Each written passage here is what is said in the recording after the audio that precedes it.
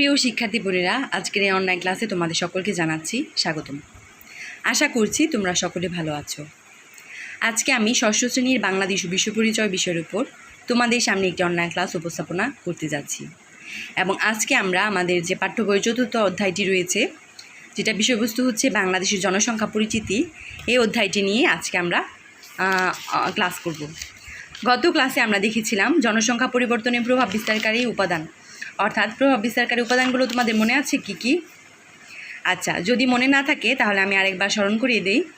প্রভাব বিস্তারকারী উপাদানের মধ্যে রয়েছিল জন্মহার, মৃত্যুহার, স্থানান্তর, বিবাহ এবং সামাজিক গতিশীলতা। তাহলে আজকে আমরা আলোচনা করব জন্মহার তারতম্যের কারণ ও প্রভাব। অর্থাৎ জন্মহার কিন্তু আমাদের যে আমরা পড়েছি যে জনসংখ্যা পরিবর্তনের প্রভাবে যেটা কিনা প্রভাব বিস্তারকারী একটা উপাদানের মধ্যে ছিল জন্মহার।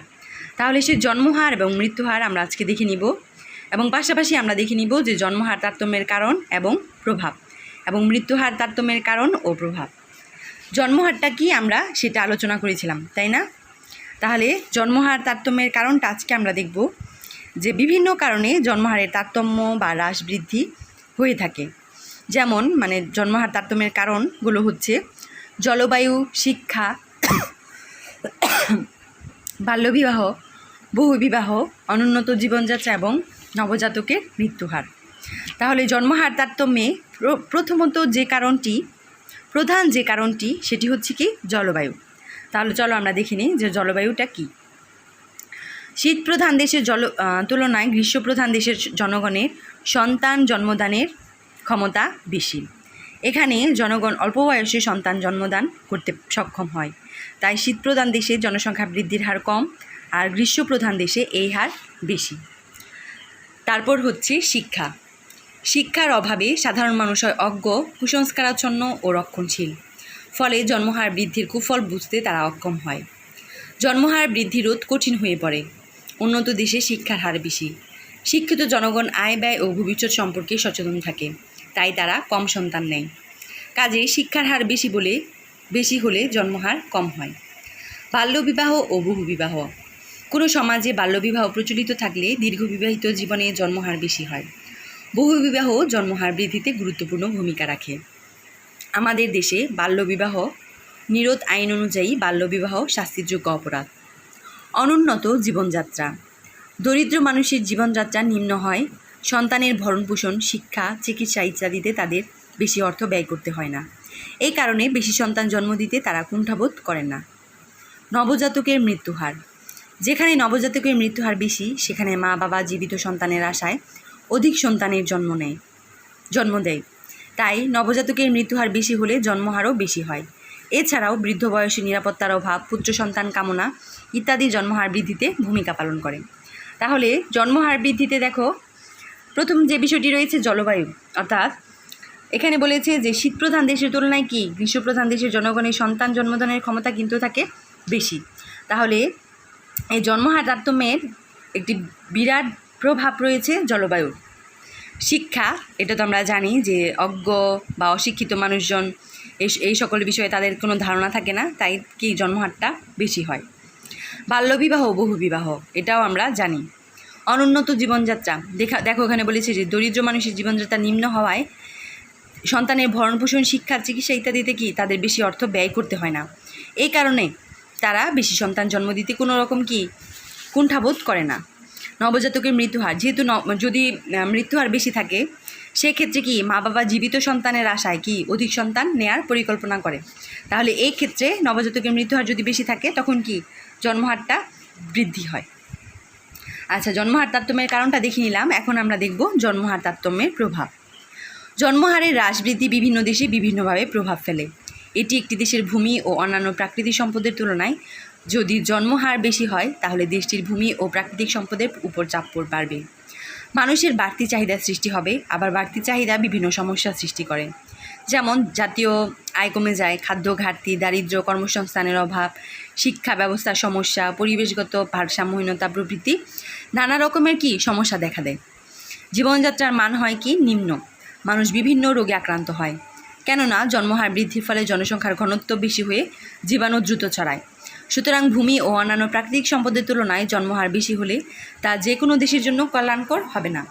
অপরদিকে একটি দেশে যে পরিমাণ ভূমি ও অন্যান্য প্রাকৃতিক সম্পদ থাকে তার তুলনায় যদি জন্মহার কম হয় তবে কম জনসংখ্যার জন্য দেশের সম্পদকে সঠিকভাবে ব্যবহার করা যায় না।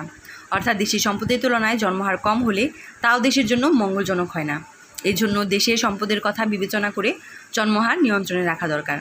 তাহলে জন্মহার তারতম্যের প্রভাবটাও কি আমরা দেখে ফেললাম।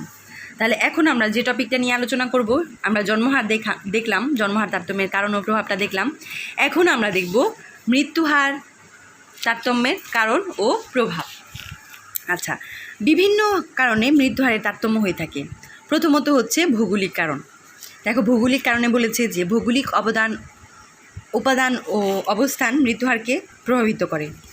যেসব দেশ বা এলাকার অবকাঠামো, যোগাযোগ, পরিবহন ব্যবস্থা উন্নত এবং আবহাওয়া ও জলবায়ু চরমভাবাপন্ন নয়, সেসব দেশ ও এলাকায় মৃত্যুহারটা কি কম।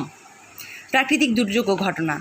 যেসব স্থানে বিভিন্ন ধরনের প্রাকৃতিক দুর্যোগ যেমন বন্যা, টর্নেডো, ঘূর্ণিঝড়, খরা, দুর্ভিক্ষ, মহামারী প্রভৃতি বেশি, সেসব স্থানে মৃত্যুহার বেশি, এটা কিন্তু আমাদের জানাই। আবার যেসব এলাকা যাতায়াত ব্যবস্থা ত্রুটিপূর্ণ বা বিভিন্ন নির্মাণ কাজে সাবধানতা অবলম্বনের অভাব রয়েছে, সেই সব এলাকাতে দুর্ঘটনাজনিত মৃত্যুহার বেশি। বিভিন্ন রোগ ব্যাধি। যেসব এলাকায় কলেরা, টাইফয়েড, ম্যালেরিয়া, হুপিং কাশি, হাঁপানি, বিভিন্ন ভাইরাসজনিত রোগের যেমন Zika virus, Ebola virus, marks virus ইত্যাদি প্রকোপ বেশি, সেই সব এলাকায় মৃত্যুহার বেশি। বয়স কাঠামো মৃত্যুহারকে প্রভাবিত করে। যে সমাজে অল্প বয়সী ও অধিক বয়স্ক লোক বেশি, সেই সমাজে মৃত্যুহার বেশি। দরিদ্র জনগণ পুষ্টিসম্মত খাবার পান না, উন্নত স্বাস্থ্যসেবা নিতেও পারেন না, জীবনযাত্রার মান থাকে নিম্ন, ফলে বিভিন্ন ধরনের রোগ ব্যাধি সহজেই তাদেরকে আক্রান্ত করে এবং তারা মারা যায়। যুদ্ধবিগ্রহ। বিশ্বের যেসব দেশে যুদ্ধবিগ্রহ বেশি, সেসব দেশে মৃত্যুহার বেশি। বর্তমানে মধ্যপ্রাচ্য, আফ্রিকা ও দক্ষিণ পূর্ব এশিয়ায় বেশ কিছু এলাকায় যুদ্ধবিগ্রহের কারণে প্রচুর লোক মারা যাচ্ছে।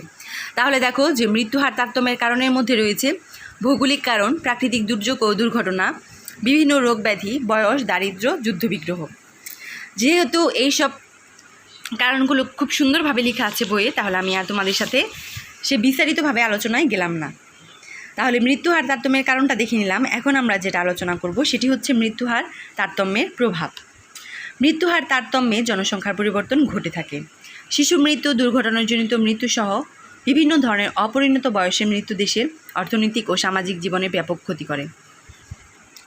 উচ্চ শিশু মৃত্যুহারের কারণে মা বাবা আরও বেশি সংখ্যক ছেলে মেয়ে জন্মদানে উৎসাহিত হয়।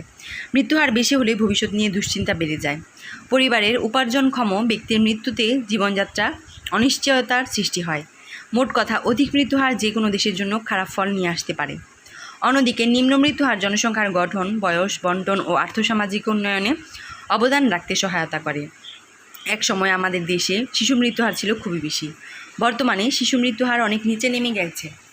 তাহলে প্রিয় শিক্ষার্থী বোনেরা, আজকে আমরা দেখে নিলাম যে জন্মহার তারতম্যের কারণ ও প্রভাব এবং মৃত্যুহার তারতম্যের কারণ ও প্রভাব।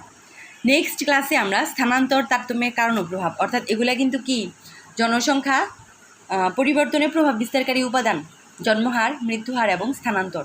তাহলে আজকে আমরা জন্মহার ও মৃত্যুহারটা দেখে নিলাম। আগামী ক্লাসে আমরা স্থানান্তর তারতম্যের কারণ ও প্রভাবটা আলোচনা করব। তাহলে সে পর্যন্ত তোমরা সকলে ভালো থাকো, সুস্থ থাকো এবং বাসায় থাকো, এই আশা রেখে সকলকে জানাই আমার সাথে থাকার জন্য আন্তরিক ধন্যবাদ।